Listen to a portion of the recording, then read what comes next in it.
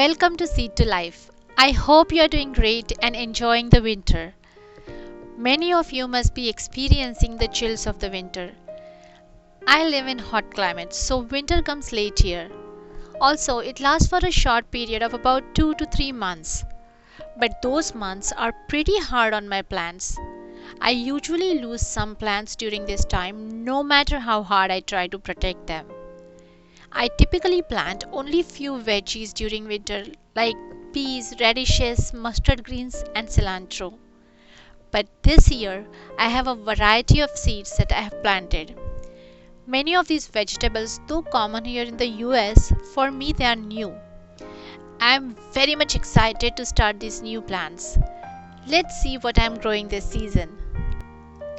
Not all the plants that I am growing this year are frost tolerant.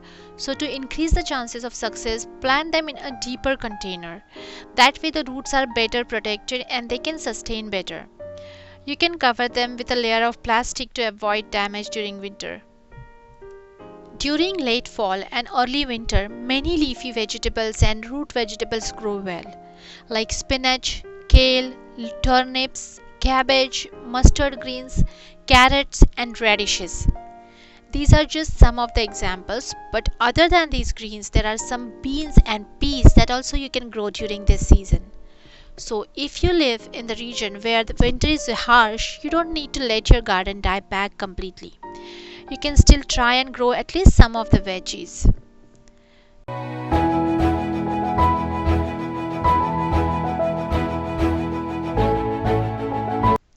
The first plants that I'm going to show you are fenugreek. I started this batch in mid-October. The germination time for fenugreek is very short. It is only 3 to 5 days. It can tolerate temperatures as low as 50 degrees Fahrenheit and maybe even lower. It is not at all demanding and grows very fast.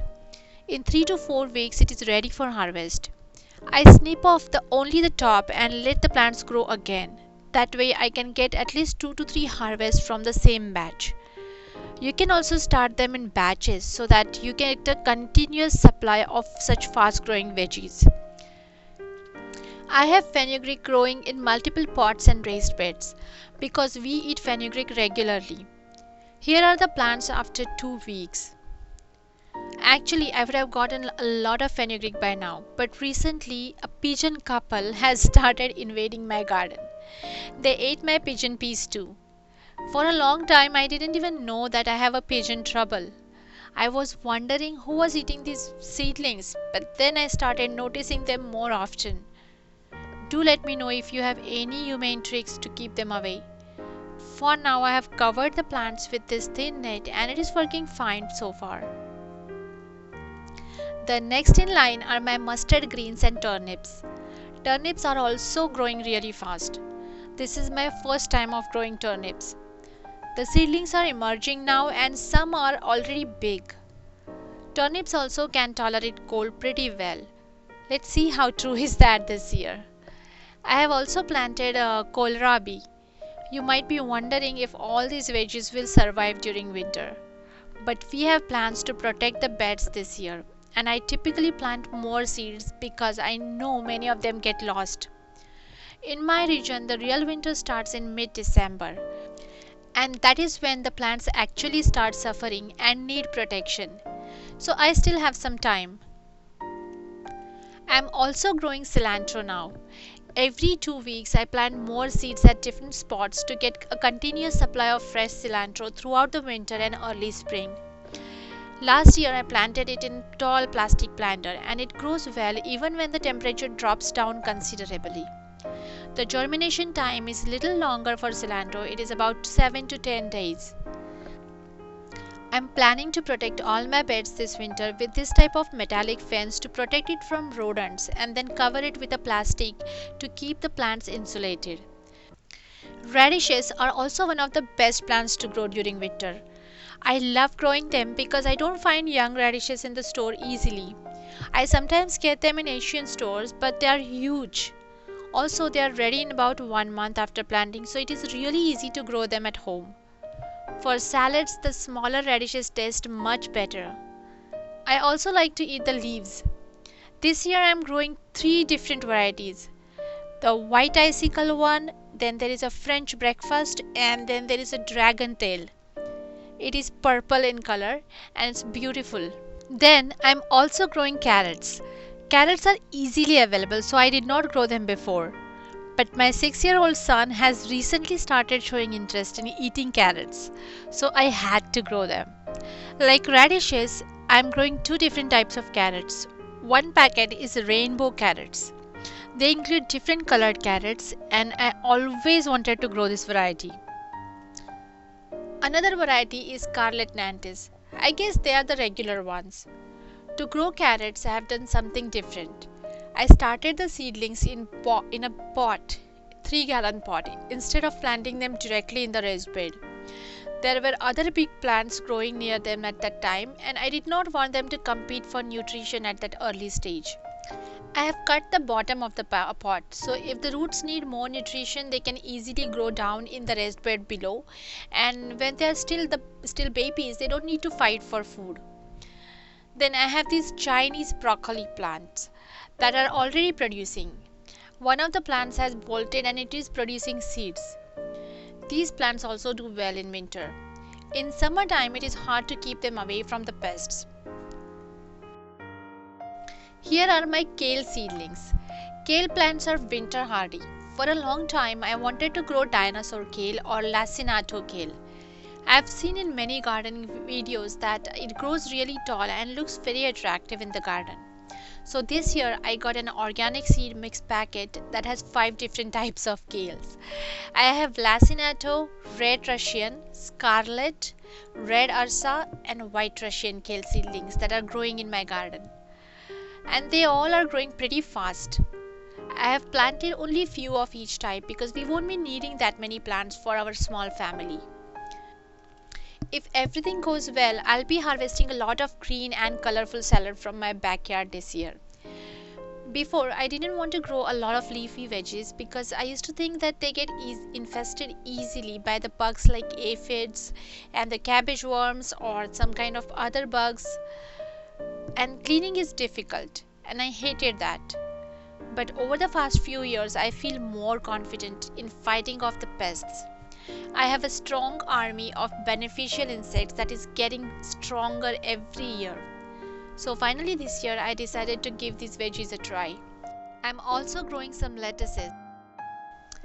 I also have my spinach seedlings ready to be transplanted. And this is Indian variety, and the seeds that are from my old plants, like last year plants that I harvested, and I even have a video for that. The seeds are fresh and hence their germination rate is really high. Here are some cabbage and cauliflower seedlings. I never had good luck growing cabbage and cauliflower, mainly because even though I used to start them in early spring, I was not very careful protecting the seedlings, and in my region temperature plays roller coaster even during early spring. So this time I have decided to grow them during winter. Let's see how it goes. Now let's talk about beetroots. I planted beetroots in October, and the seedlings, as soon as they emerged, the pigeons ate them up. And I kept wondering why they are not germinating. So again I had to sow a new batch of seeds. After 2 to 3 weeks, beetroot seedlings are ready for transplanting to their final location. Most probably I'll keep them in the same spot. I have a few onion seedlings that are also growing. If you have seen my previous video, I have one about saving onion seeds too. I wouldn't have grown onions because we need a lot of onions and there is not enough space for them to grow. I usually try to grow the things that I don't find easily in the market. And the big onions can take up to 4 to 5 months to mature. So I just grow some spring onion but don't try hard to grow bulbs. This year I planted some onion seeds that I purchased a few months back. I also grew some from the seeds that I saved from last year, but only the ones that I had saved from the last year are growing. The one that I bought, none of them grew. So the germination rate was literally 0%. I was very disappointed. I have again planted garlic this year. Garlic takes time to germinate unless it is already showing sprouts. Sometimes it takes weeks. The watering has to be perfect to prevent rotting of the bulbs. Usually, garlic is planted in fall so that it gets ready by midsummer. It takes long, approximately 9 months for garlic plants to finally be ready for the harvest. I have grown garlic before, but I planted it in early spring and harvested it in fall. Last time, bulbs did not get much bigger because it bolted due to summer heat. So it is important that it receives low temperatures in early growing period. I could see the flowers blooming and they were beautiful. Now, even though I have planted it at right time, I am growing it mainly for the foliage. The leaves of garlic are edible and it is beneficial for your health to eat them during winter. I can make green chutney or salsa with the garlic leaves. Bigger bulbs are easily available throughout the year, but not the leaves. That is the main reason why I want to grow them. I like to include the seasonal and authentic food in our diet. Certain foods, if eaten during a specific part of the year, help your body more. So I like to follow that principle. I know when I harvest more leaves, I am not going to get bigger bulbs, but that is fine. Now, I think I showed you all the green leafy veggies and the bulbs that I am hoping to grow this winter. But that's not the end. I am also growing peas. Peas grow well only in cooler climate. As soon as the seedlings get about 4 inches tall, you can snip off the tops to allow branching. That way you can get higher yield. You don't need to throw away these shoots. Pea shoots are edible and very tasty. Not just the shoots, but the leaves are also sold in nearby Asian supermarket. I did the pinching little late this year, but the plants have started producing now. Other than peas, I also have chickpeas sprouting in one of the beds. Last year, I harvested fresh chickpeas and they were very tasty. Same like peas, you can also eat the young shoots of the chickpea plants. This bed is comparatively new. Growing such nitrogen fixers will help to improve the soil quality, and the roots also aerate the soil. The fast growing crops like chickpeas, fenugreek, or radishes can easily be used as cover crops to prevent the growth of the weeds and slow down the soil erosion. Then, just out of curiosity, I tried to sprout some fava beans. They are not my favorite. In fact, I recently tried them for the first time, but planted a few beans and they are growing well. I recently removed a plant from this pot for overwintering, so instead of keeping this pot empty, I have decided to grow these beans here. They grow well in fall and early spring, so this is the perfect time to grow them. And maybe after growing them, I will like the fresh fava beans. So overall, a lot of plants are ready to grow in winter. Not sure how this will go when the temperature finally drops to real low, but no harm in trying.